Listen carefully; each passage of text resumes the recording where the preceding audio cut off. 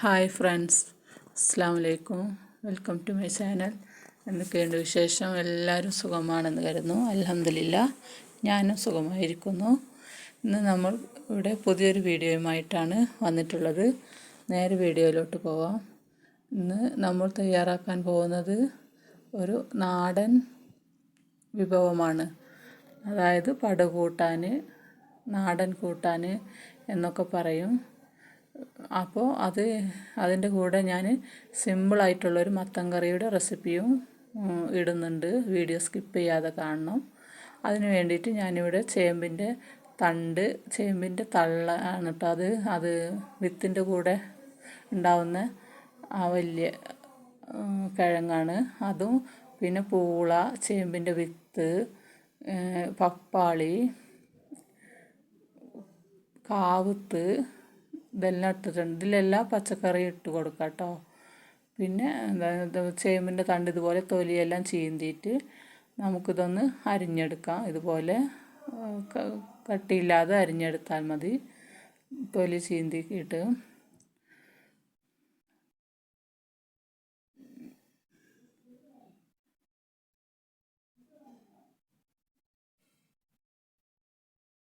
അപ്പോൾ നമ്മൾ തണ്ട് കട്ട് ചെയ്തെടുത്തിട്ടുണ്ട്. ഇനി പപ്പാളി അതുപോലെ ഒന്ന് കട്ട് ചെയ്ത് എടുക്കാം കേട്ടോ.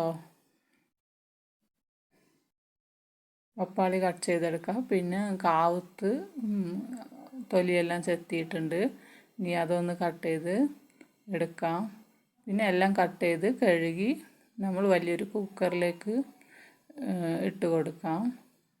ഇത് കുക്കറിൽ ഇട്ട് കൊടുത്തിട്ടുണ്ട് കേട്ടോ. ഇനിയിപ്പോൾ അതിലേക്ക് ഞാനിപ്പോൾ ഒരു 1/2 ടീസ്പൂണ് ഉപ്പിട്ട് കൊടുക്കുന്നുണ്ട്. ഇത് കുറച്ച് അധികം ഉണ്ടാക്കുന്നുണ്ട് കേട്ടോ. ഇനി ഞാൻ ഇത് ഒരു 1/2 ടീസ്പൂൺ മഞ്ഞൾപ്പൊടി, പിന്നെ 1 ടീസ്പൂൺ മുളക് പൊടിയും കുറച്ച് പച്ചമുളകും ഇട്ട് കൊടുക്കുന്നുണ്ട്. ഇനി ഇതിലേക്ക് വേവാൻ ആവശ്യത്തിനുള്ള വെള്ളം ഒഴിച്ചു കൊടുക്കാം. കുറച്ച് നമുക്ക് ചേമ്പും തണ്ടൊക്കെ വാടി വരുമ്പോൾ അതിൽ കുറച്ച് വെള്ളം ഉണ്ടാവും. അപ്പോൾ അതിനനുസരിച്ച് നോക്കി കുറച്ച് കമ്മിയായിട്ട് ഒഴിച്ചാൽ മതി. ഇനി നമ്മളിതൊരു മൂടി വെച്ച് അടുപ്പിൽ വെച്ചിട്ടുണ്ട്. ഇതൊരു 2 വിസിലടിക്കുമ്പോൾ നമുക്ക് ഇറക്കി വെച്ചിട്ട് നോക്കാം. ഇപ്പോൾ ഇത് വെന്തിട്ടുണ്ട് കേട്ടോ, നന്നായി വെന്തിട്ടുണ്ട്. ഇതൊന്ന് നമുക്ക് ഉടച്ചെടുക്കാം. കുറച്ച് വെള്ളമുണ്ട്, പക്ഷെ അത് നമ്മൾ ഉടക്കുമ്പോൾ കറക്റ്റായിട്ട് വരും. ഇതൊക്കെ ഉണ്ടാവും. അപ്പോൾ നന്നായി ഉടച്ചെടുത്തിട്ടുണ്ട്. ഇനി ഒരു ചട്ടി അടുപ്പിൽ വെച്ചിട്ട് അതിലേക്ക് കുറച്ച് എണ്ണ ഒഴിച്ച് കൊടുത്തിട്ടുണ്ട്.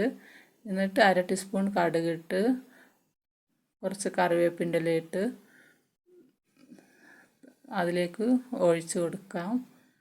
ഇപ്പോൾ അത് കൂട്ടാൻ നമ്മുടെ റെഡി ആയിട്ടുണ്ട് കേട്ടോ. നല്ല ടേസ്റ്റാണ്. എല്ലാവരും ഒന്ന് ട്രൈ ചെയ്ത് നോക്കണം. പണ്ടുള്ള ആൾക്കാരൊക്കെ എല്ലാവരും എപ്പോഴും ഇതൊക്കെ കഴിച്ചിരുന്നു.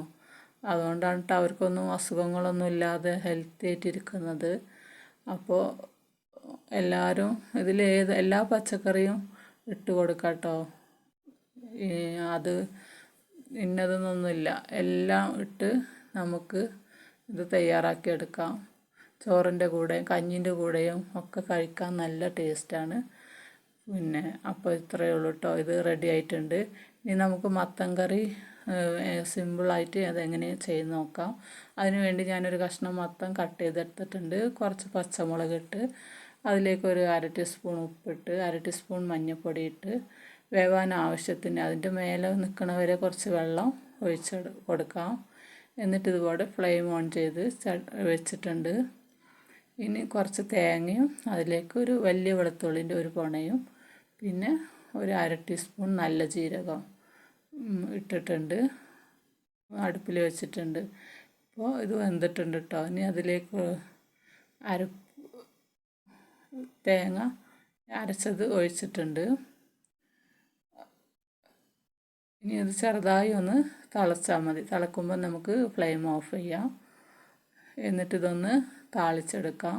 ചട്ടി അടുപ്പിൽ വെച്ച് അതിലേക്ക് 2 ടീസ്പൂൺ വെളിച്ചെണ്ണ ഒഴിച്ച് കടുകിട്ട് കറിവേപ്പില ഇട്ട് കൊടുക്കും.